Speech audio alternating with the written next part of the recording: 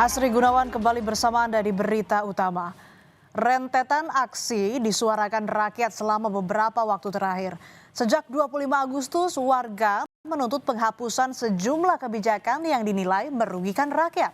Salah satu pemantik kemarahan rakyat adalah kebijakan kenaikan tunjangan DPR. Rakyat muak dengan situasi ekonomi yang sulit, tapi wakil rakyatnya malah tak tahu malu bicara soal gaji dan tunjangan yang selangit. Jelas saja rakyat marah. Gaji dan tunjangan DPR yang fantastis seolah sengaja ingin menciptakan jurang sosial yang sangat lebar antara pejabat dan rakyat. Ketimpangan ekonomi antara anggota dewan yang terhormat dan rakyatnya yang jelata terpotret sangat jelas, saudara.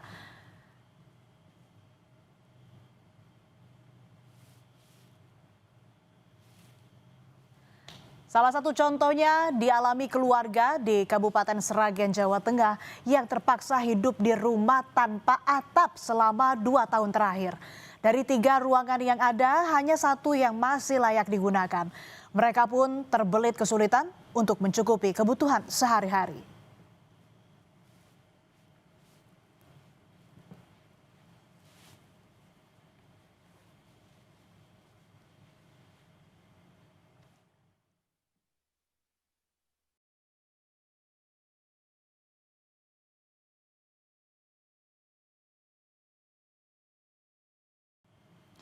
Di Sukabumi, potret miris kemiskinan juga dialami bocah berusia 3 tahun bernama Raya.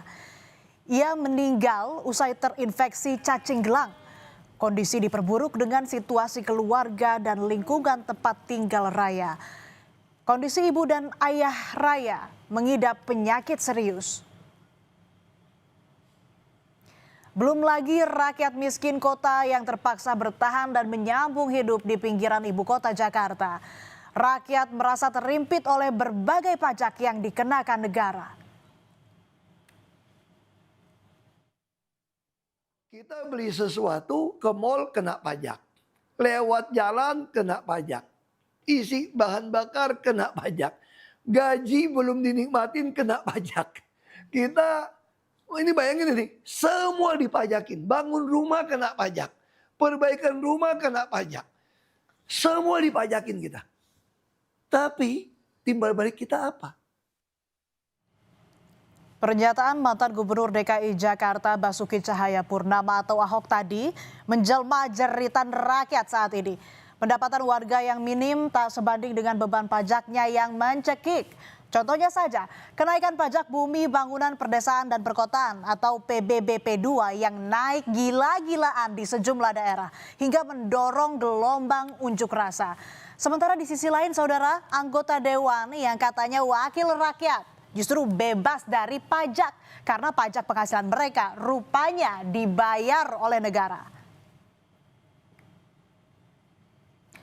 Sudah dapat tunjangan ini itu, pajak dibiayai negara, ada lagi tunjangan hari tua dan uang pensiun yang akan diterima anggota dewan setelah tak lagi bertugas. Saat ini jumlah anggota dewan kita adalah 580 orang. Jika keseluruhannya memasuki masa pensiun, maka jabatan ketua DPR dengan gaji pokok 5,04 juta rupiah akan mendapat uang pensiun 3,02 juta rupiah per bulannya. Sementara wakil ketua DPR dengan gaji pokok 4,6 juta rupiah akan mendapat uang pensiun 2,77 juta rupiah per bulan dan anggota DPR dengan gaji pokok 4,2 juta rupiah akan mendapat dana pensiun 2,52 juta rupiah per bulan. Ditambah lagi tunjangan hari tua yang akan didapatkan walau hanya sekali tapi nilainya sebesar 15 juta rupiah. Aduh enaknya jadi anggota DPR. Kemarahan publik pun meledak. Mulai 25 Agustus 2025, sejumlah elemen masyarakat berdemonstrasi di depan gedung DPR Jakarta. Mereka memprotes pemberian tunjangan fantastis bagi anggota DPR. Tetapi anggota dewan yang terhormat justru tidak berada di kantor dan memilih bekerja dari rumah alias work from home. Sikap ini seolah-olah ingin memunggungi rakyat karena memilih abai pada aspirasi warganya.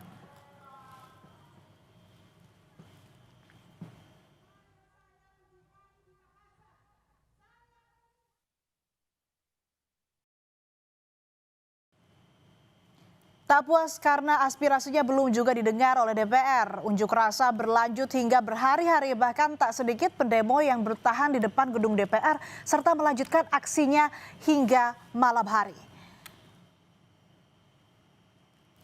Merespons gelombang unjuk rasa selama hampir sepekan yang menelan sejumlah korban, Presiden Prabowo Subianto akhirnya muncul dan menyebut DPR akan mencabut kebijakan tunjangan untuk anggotanya, termasuk moratorium kunjungan kerja ke luar negeri dan tunjangan rumah dinas anggota DPR yang mencapai 50 juta rupiah per bulan. Namun pernyataan Presiden serasa belum menjawab akar permasalahan yang menjadi kritik publik, saudara. Yang juga menjadi salah satu tuntutan yang digaungkan adalah soal pengesahan rancangan undang-undang perampasan aset. RUU yang masih sekadar manis pemerintah yang belum terrealisasi. Padahal bila RUU perampasan aset disahkan, ini dapat memberi ruang bagi KPK untuk leluasa menyita aset yang diduga hasil tindak pidana korupsi. Pengesahan RUU perampasan aset ini penting sebagai wujud nyata komitmen pemerintah dalam upaya pemberantasan korupsi secara menyeluruh dan berkelanjutan. Keinginan rakyat menuntut keseriusan negara menindak koruptor tercermin dari sejumlah unjuk rasa. Salah satunya kedatangan warga Pati ke gedung KPK Merah Putih.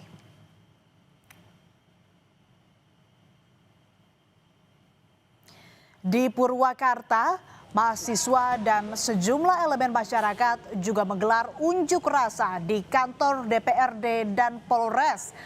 Mereka menyampaikan sejumlah tuntutan, diantaranya soal pengesahan rancangan undang-undang perampasan aset, pembatalan tunjangan DPR, hingga pengesahan undang-undang ketenagakerjaan tanpa Omnibus Law. Pendemo menilai Omnibus Law dianggap merugikan pekerja karena lebih banyak pro pengusaha.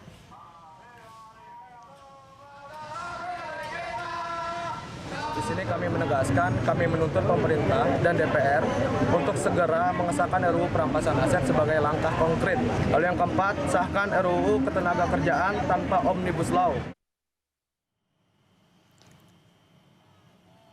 Presiden Prabowo Subianto sebelumnya telah menyatakan dukungannya terhadap pengesahan RUU perampasan aset saat menghadiri Hari Buruh Nasional pada 1 Mei lalu di Monas, Jakarta. Di hadapan buruh, Prabowo lantang mengatakan mendukung undang-undang perampasan aset. Saat ini publik tentu berhak menagih janji manis tersebut.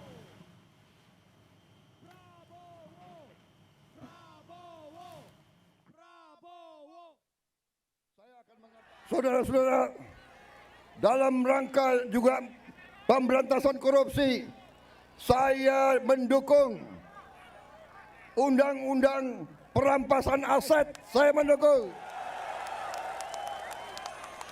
Enak aja, udah nyolong, nggak mau kembalikan aset, gue tarik aja deh itu. Setuju?